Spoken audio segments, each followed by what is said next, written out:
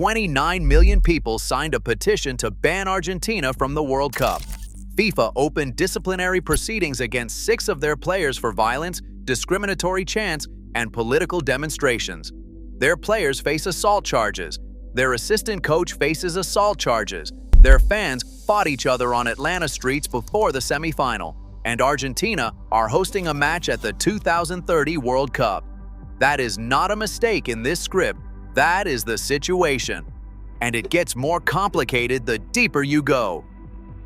Lionel Messi played his last World Cup in North America in the summer of 2026. He broke every record the tournament had to offer: 21 goals all time, 10 assists, 9 consecutive matches with a goal, a hat trick at 39 years old.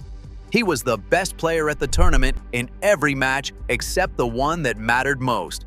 In the final against Spain, he had 0 shots on target across 120 minutes. He walked off the pitch with tears on his face, his team having lost 1-0 in extra time, and behind him, in the final minutes, his teammates were fighting Spain's players at the final whistle. Paredes grabbed a defender by the throat. Molina threw punches at the Spain captain. Assistant coach Ayala punched Dani Olmo on camera. Argentina's players turned their backs on Spain's trophy lift. And Messi, the man who gave football 34 World Cup appearances, 21 goals, and 10 assists, stood alone, hands on hips, watching it happen. That image is the starting point for everything that followed. But to understand how Argentina can still be hosting a 2030 World Cup match despite all of it, you need to understand what FIFA actually investigated them for, because the brawl was only the final item on a much longer list that began at the very first match of their tournament. FIFA's disciplinary statement covers Argentina's conduct across the entire 2026 World Cup, not just the final. The AFA faces proceedings for discriminatory chants and gestures across multiple matches, for late kickoffs, for failure to comply with match and security protocols, for the display of inappropriate messages by players and spectators, for throwing objects at spectators, for using a sports event for demonstrations of a non-sporting nature, specifically the Falklands banner that Lo Celso took from the crowd and carried onto the pitch at full time of the England semifinal in a stadium where FIFA had banned Falklands flags that same day. This was not one incident. This was a pattern documented across 7 weeks. And what FIFA charged as discrimination is particularly significant. Under FIFA's disciplinary code, discrimination carries the most severe potential penalties available outside match manipulation. The initial fine was $75,000 for all of that. Across the entire tournament, $75,000 is 0.17% of Argentina's prize money for reaching the final. But that fine was only the opening move. The individual player proceedings are still open. The federation charge is still unresolved. And sitting completely above all of it, untouched and legally immovable, is the 2030 hosting contract. The story of how it got there and why FIFA cannot remove it is what makes this situation unlike anything in the sport's history.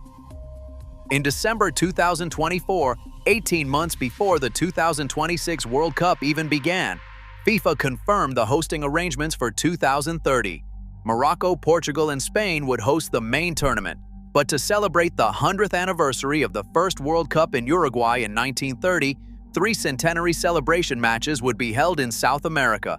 One in Montevideo at the Estadio Centenario, where the first World Cup final was played, one in Asunción, Paraguay, and one at Estadio Más Monumental in Buenos Aires, the largest football stadium in South America, capacity over 84,000. The decision was made by acclamation at an extraordinary FIFA Congress on December 11, 2024. All 211 member associations voted yes. Before the brawl, before the Falklands banner, before the petition, before 29 million signatures, before the congressional investigation in the United States, the contract exists. FIFA has no easy mechanism to reverse it. Stripping Argentina of their centenary match would require another extraordinary Congress, a 2/3 majority of member associations in the middle of a presidency crisis that has consumed every political resource Infantino has. That process will not happen. And so the contradiction stands. A team under investigation for violence, discrimination, and political misconduct at one World Cup confirmed to host a match at the next one. But the individual player charges are where the real consequences land, and they are significant. Paredes faces 3 counts of assault, 1 completed and 2 attempted, for his conduct at the final whistle.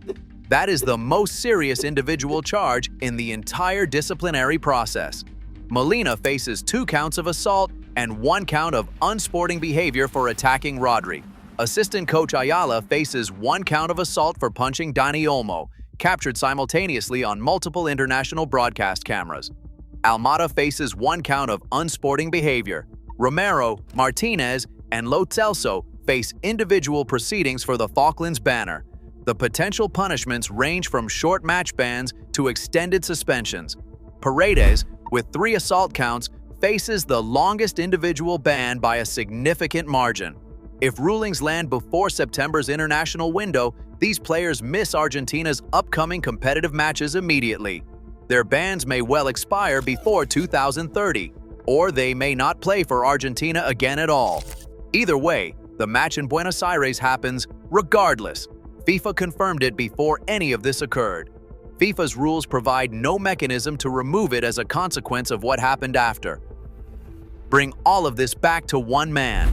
Infantino, facing a congressional deadline of August 9th, a UEFA legal letter naming 18 FIFA executives a no-confidence threat and calls for resignation from 5 national associations, is simultaneously the man overseeing disciplinary proceedings against Argentina, while their 2030 hosting contract sits completely protected from those same proceedings.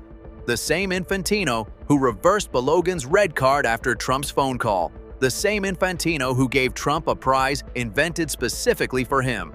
The same Infantino who attended 44 World Cup matches by private jet and then told 29 million critics to meditate or pray.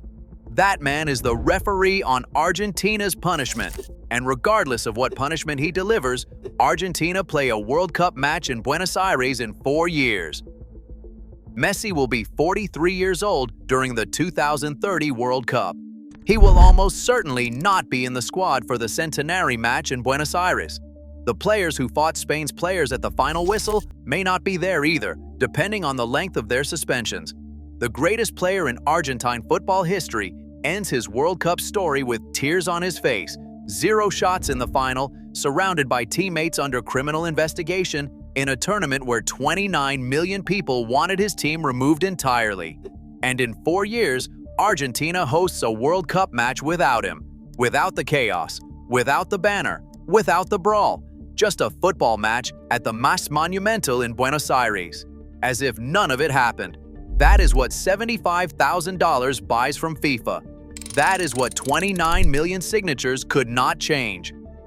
Subscribe. When the disciplinary rulings land, this channel covers every word immediately.